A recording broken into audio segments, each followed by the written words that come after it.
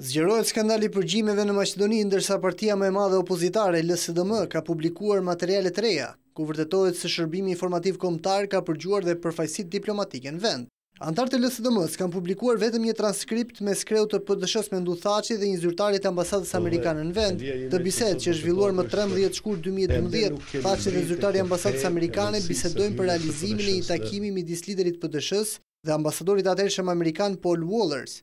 LSDM ka bërë të ditur se disponon materiale të reja, ku janë përfshira dhe biseda midis diplomatëve të huaj, por ato nuk do të publikohen.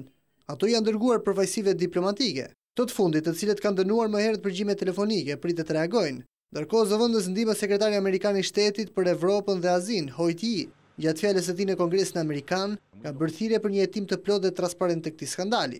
Ai ka ripërsëritur ftesën për opozitën, në mënyrë që ajo të kthehet dhe të adresojë të gjitha shqetësimet e saj në Parlamentin Maqedonas.